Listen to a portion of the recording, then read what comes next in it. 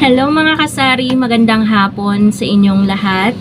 So for today's video about dito sa Sari-Sari Store, sa benta ng Sari-Sari Store, ang pag-uusapan po natin. Pero bago po yon, quick story lang po. Kaya ako naisip itong vlog na to. Kasi nung nakaraan, last year, meron akong nakakwentuhan at parang nagkwentuhan kami about sa halaga ng permit na binayaran nila sa renewal ng business permit nila. So, sabi niya, sila daw is naka 12K, tapos sumilip na ganyan dito sa loob ng tindahan. Sumilip siyang ganyan, sabi, siguro maliit lang yung ipe-permit mo kasi konti lang naman yung paninda mo, maliit lang naman yung tindahan mo. Parang napaisip tuloy ako guys, parang may konting insulto, parang ganon, may laman yung sinabi niya. So, ngayon guys, is ang topic natin, wala yan sa liit or laki ng Sari-Sari Store. Nasa diskarte yan, nasa kung kumpleto ba yung paninda mo. And, ayun guys, advantage lang kasi ng Sari-Sari Store ko, sa Sari-Sari Store nila, kaya malaki yung permit nila kasi may tinda din silang mga food, yon. So, dagdag doon yung meron, ano tawag doon, yung kailangan may check up, ganun, parang ganun kasi pag may mga food kang tinda. So, maliit yung Sari-Sari Store natin pero nakakabenta tayo araw-araw ng 4 to 6K. Benta po yun, hindi po yung kita. So, makukumpute pa po natin kung magkano yung kita natin sa porsyento, sa kung magkano yung ipinapatong natin, kung 10% ba yan, 15%, or 20%. So, dito guys, sa lugar namin ngayon, medyo pumapatak-patak na. Araw-araw na guys, umuulan. Dito, tag-ulan na siguro talaga. Pero kapag uminit naman, parang summer pa rin. So, ayan, pumapatak-patak na, madilim na yung paligid. Kaya ako medyo nagmamadali ng mag-vlog kasi kapag bumuhos ang malakas na ulan, hindi nyo ako masyadong maririnig. So, ayan, nakaka-proud lang sabihin na kahit maliit yung Sari-Sari Store natin, hindi man nakikita ng ibang tao, ganyan, mukhang minamaliit pa ang Sari-Sari Store natin, nagkakaroon tayo ng benta ng 4 to 6K araw-araw. So, medyo tumaas po talaga yung sales ng Sari-Sari Store ngayon. Kasi siguro, dito na lahat nagbibilihan ng sigarilyo kasi sarado na po yung isang tindahan dito na nadadaanan nila bago sila pumunta dito sa tindahan ko. So, ayun po, kaya medyo nadagdagan yung customer natin talaga sa sigarilyo. Nung nakaraan naman na sabi ko sa inyo na nakaka 3K tayo sa benta sa sigarilyo lang. So, very thankful ako doon. May mga araw naman na nasa 1.5, ay hindi siya bumababa sa 1.5. Nasa 1.8 ganyan, 2,000, ganyan yung nagiging benta natin, 2.6, 2.5 sa isang araw sa benta natin sa sigarilyo. Bukod pa dyan yung sa frozen natin, sa bigas natin, sa yellow, ayan, sa alak. Yan yung mga bukod-bukod natin. Kaya ako nasabi na 4 to 6K. Ganyan. And ang masasabi ko sa inyo guys, basta medyo kompleto yung mga paninda nyo. Talagang kahit gaano kalayo yung Sari-Sari Store nyo, pupuntahan talaga kayo ng mga customer.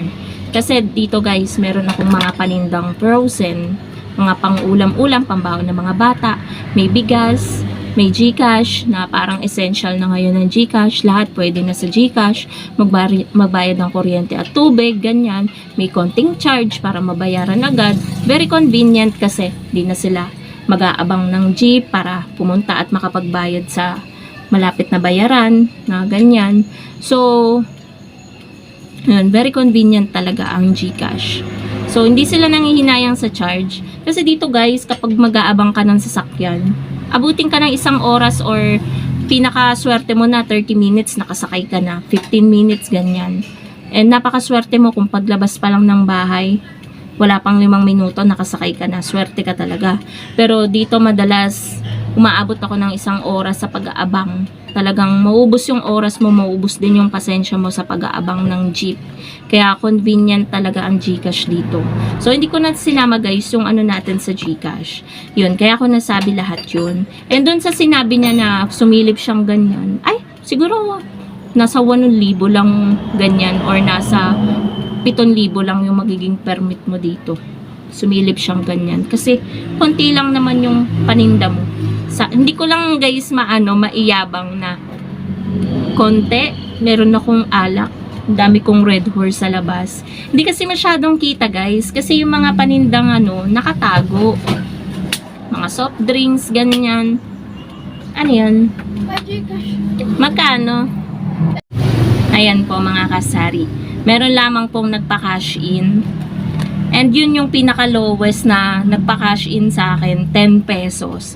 Siningil ko na lang ng 3 pesos. Kasi kung 5 pesos, masyadong malaki, 10 pesos lang naman yung pinaka-cash in.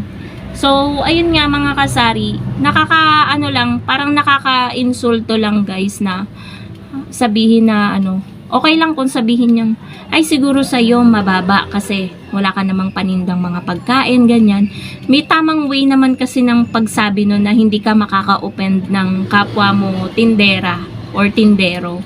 Kasi yung pagkakasabi niya, may silip na ganyan, side eye, tapos may pagsabi na konti lang naman yung laman ng tindahan mo, 'di ba? Ibig sabihin sinisilip, ganyan.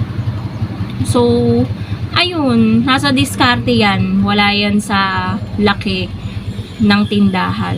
So, yun lang guys yung masasabi ko. Hindi naman sa pagmamayabang.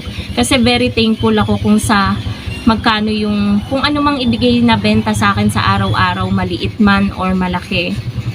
Very, very thankful ako doon. At least hindi po ako nasisiro. And maraming ang nagko-comment sa comment section na babasa ko sa napakaswerte ko na nga daw, nakakaganon ako na sales kasi sila daw 500, 1,000 lang per day.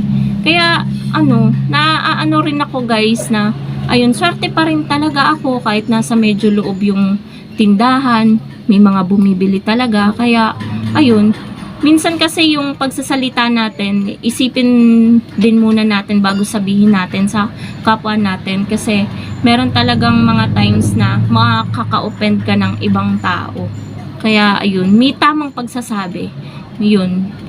At ayun lang guys, hindi naman masyadong big deal sa akin yung ganung bagay. And pinalagpas ko lang naman yun. Parang napa-stop lang akong ganyan, napaisip ako. Ba't kaya nasabi yun? Parang ganun lang guys. And hindi naman ako makikipagkompetensya sa kanila kasi alam ko naman sa sarili ko na hindi ko naman sila matatalo. Down to earth pa din tayo always. And ayun nga guys, ang mahalaga parehas kaming lisensyado ang tindahan, parehas kaming legal ang tindahan. Yun ang mahalaga. Wala yan sa liit o laki ng permit na binabayad mo kasi kinukurakot lang naman yan ng mga korap sa gobyerno. Dapat nga wala ng permit ang tindahan kasi wala naman silang ambag sa sari-sari store natin, 'di ba? Hindi naman sa kanila galing yung pinuhunan natin dito tapos pagkakakitaan pa nila, 'di ba? May na nga tayo may bat na nga na sa atin kapag namimili tayo ng paninda. Overtax na talaga tayo. Yun. Yung lupa. 'Di ba? Wait lang guys. Meron lang akong pupuntahan doon, tinatawag ako ni partner. So, ayun guys, I'm back. Tiningnan ko lang yung washing namin doon kasi sabi ni partner mabilis na daw umikot. So, wag lang pala siyang i-overloading. So, ayun nga, bago ko i-end itong vlog na to, gusto ko lang sabihin na hindi ko pineplex yung sales namin sa araw-araw. Ito lang guys is para ma-share ko sa inyo na wala po yan sa liit or laki ng sari-sari store. Nasa diskarte po natin yung mga tindera kung paano lalaki yung sales ng ating tindahan. So, yun lang guys. Thank you so much for watching and happy selling po sa inyong lahat. Bye guys!